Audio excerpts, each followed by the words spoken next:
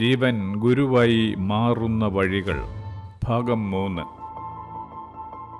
ഏതെങ്കിലും ഒരു ജീവൻ ഏത് മേഖലയിൽ ആയിരുന്നാലും മികച്ച പ്രവർത്തനങ്ങൾ നടത്തുകയോ നേട്ടങ്ങൾ ഉണ്ടാക്കുകയോ വിശേഷതരമായ പദവികൾ അലങ്കരിക്കുകയോ ഒക്കെ സാധിക്കുന്നതായി വരുന്നുവെങ്കിൽ അതിനർത്ഥം ആ ജീവനിൽ അങ്ങനെ സംഭവിക്കുന്നതിന് തക്കവണ്ണമുള്ള ശേഷി കർമ്മം കൊണ്ട് സാധ്യമായി സൂക്ഷ്മമായി നിക്ഷിപ്തമായിരുന്നു എന്നാണ്. സമൂഹത്തിൽ മനുഷ്യർ ഓരോരുത്തരും ഓരോ നിലയിൽ ശേഷിയുള്ളവരും പ്രവർത്തിക്കുന്നവരും അനുഭവഗുണമുള്ളവരും ആയിത്തീരുന്നതിൻ്റെ കാരണത്തെ ഇപ്രകാരമാണ് വിവേചിക്കാനാവുന്നത്. വിചാരപരമായ യോഗ്യതയും പ്രവർത്തനത്തിൻ്റെ കൃത്യതയും ഒത്തുചേരുന്ന സത്യത്തിൻ്റെ നിറവാണ് ഗുരുവെങ്കിൽ ജീവന്റെ ഏതവസ്ഥയെയാണ് ആധ്യാത്മിക ഗുരു എന്ന് വിളിക്കാനാകുന്നത് എന്ന് കാണേണ്ടിയിരിക്കുന്നു. ജീവൻ ആധ്യാത്മിക ഗുരു എന്ന പരമാവധിയിലെത്തുന്ന അവസ്ഥ പ്രാപിക്കുന്നത് കർമ്മതരമായ ഗുരുപദവികളെല്ലാം കടന്നു പോയതിന് ശേഷമാണ്.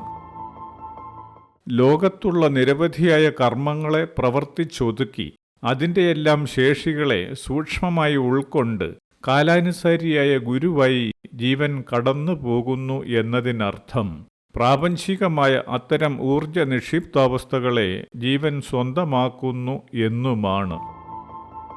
ഇത്തരത്തിൽ നിരവധിയായ കർമ്മങ്ങൾക്ക് ഗുരുവായ ജീവൻ നേടിയിരിക്കുന്ന പ്രാപഞ്ചികമായ ശേഷിയുടെ സമാഹാരമാണ് ഒരു ആധ്യാത്മിക ഗുരു എന്ന ജ്ഞാനവും അവസ്ഥയും. ഇത് ഗുരുവിനേക്കാൾ താഴെയായിരിക്കുന്ന സാധാരണ ജീവനുകൾക്ക് ബോധ്യപ്പെടുന്നത് ഗുരുവിൻ്റെ വാക്കുകളിലൂടെയാണ്. വിചാരപരമായി ഇത്തരത്തിൽ മുന്നേറാനാവുമ്പോഴും സ്വാഭാവികമായ ചില സംശയങ്ങൾ ഉണ്ടാവുക തന്നെ ചെയ്യുന്നു. നാം മുമ്പ് കണ്ട വിദഗ്ധനായ ചിത്രകാരനെ പോലെ ജ്ഞാനിയായ ആധ്യാത്മിക ഗുരുവിന് ചിത്രരചന നടത്തുന്നതിന് സാധിക്കുകയില്ലെന്നത് മിക്കവാറും തീർച്ചയാണ്. എന്നാൽ ഇവിടെ മനസ്സിലാക്കേണ്ടുന്ന യാഥാർത്ഥ്യം ചിത്രരചനയുടെ ഗുരുവായി നിൽക്കുകയെന്നത് പ്രാപഞ്ചികമായ ഊർജ നിക്ഷിപ്താവസ്ഥ ആ ജീവനിൽ അപ്പോൾ അത്തരത്തിൽ നിലകൊള്ളുന്നു എന്നതുകൊണ്ട് മാത്രമാണ്. ജീവൻ എന്ന പ്രവർത്തനത്തിലൂടെ പ്രപഞ്ച കാരണശക്തി വയ്ക്കുന്ന അന്തിമമായ ലക്ഷ്യമൊന്നും ആവുന്നേയില്ല ചിത്രരചനയുടെ ഗുരു എന്ന അവസ്ഥ. അന്തിമമായി പ്രപഞ്ചകാരണതരമായ മഹാജ്ഞാനത്തോളം എത്തേണ്ടുന്നതാണ് ജീവൻ എന്നതുകൊണ്ട് ചിത്രത്തിൻ്റെ ഗുരു എന്ന അവസ്ഥയിലുള്ള ഊർജ നിക്ഷിപ്താവസ്ഥ ജന്മാന്തരങ്ങളിലൂടെ പരിവർത്തിതമാവുകയും ജീവന്റെ ആർജിത യോഗ്യതയ്ക്ക് ആനുപാതികമായി ജ്ഞാനമായി മാറുകയും ചെയ്യുന്നു. ഇങ്ങനെ സംഭവിക്കുക എന്നത് ക്രമീകൃതമായി പ്രവർത്തിച്ച് മുന്നേറുന്ന ജീവനുകൾക്ക് മാത്രം സാധിക്കുന്ന കാര്യവുമാണ്. ഇപ്രകാരം സംഭവിക്കുന്നത് കൊണ്ട് ജ്ഞാനിയായിരിക്കുന്ന ആധ്യാത്മിക ഗുരുവിന് ജ്ഞാനമൊഴികെ കർമ്മം ഒന്നും ഇല്ലാതായി വരികയും ചെയ്യുന്നു. കൃഷ്ണൻ, മോസസ്, ബുദ്ധൻ, യേശു എന്നിങ്ങനെ ലോകം കണ്ടിട്ടുള്ള ഉന്നത ശേഷിയാർജിച്ച ഗുരുക്കന്മാർക്ക് ജ്ഞാനമാർഗമല്ലാതെ കർമ്മമാർഗമൊന്നും ഇല്ലാതിരുന്നതിൻ്റെ കാരണം ഇതാണ്.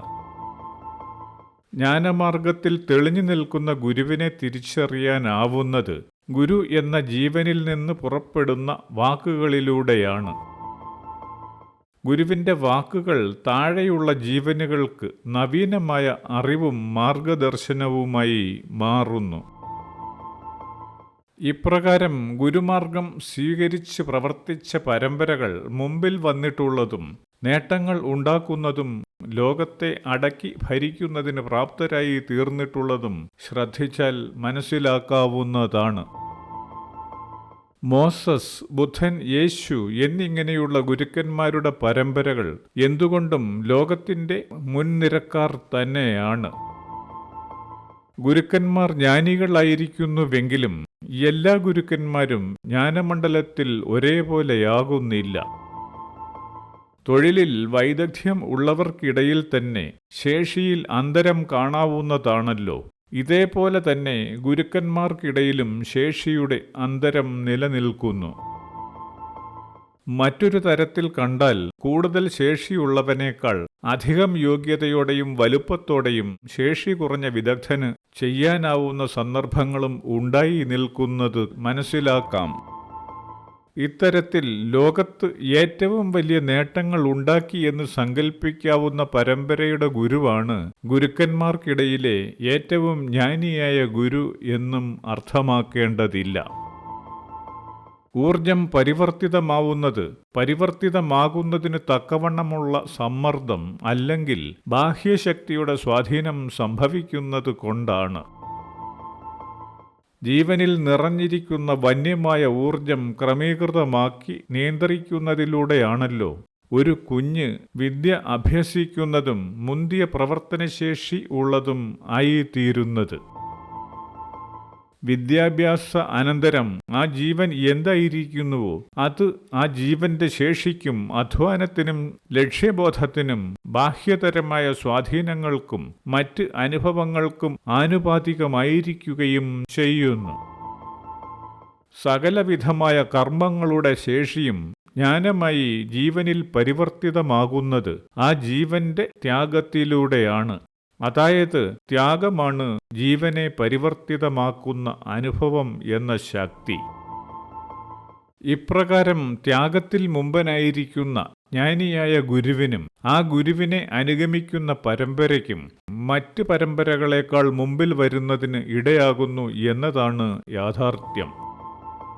കാരണമില്ലാതെ കാര്യങ്ങളൊന്നും സംഭവിക്കുന്നില്ല എന്ന യാഥാർത്ഥ്യത്തെ കാണുമ്പോൾ ഈ തത്വം ബോധ്യപ്പെടാനാകുന്നു. ഗുരുക്കന്മാരെ പിൻപറ്റുന്ന ലോകത്തിന്റെ അനുഭവം ഇപ്രകാരമാകുന്നുവെങ്കിലും ഗുരുക്കന്മാർക്ക് ഇടയിലെ ഉയർന്ന ഗുരുവിനെ ജ്ഞാനത്തിന്റെ ഏറ്റക്കുറച്ചിലുകൾ വിലയിരുത്തി മാത്രമേ ബോധ്യപ്പെടാനാവുന്നുള്ളൂ.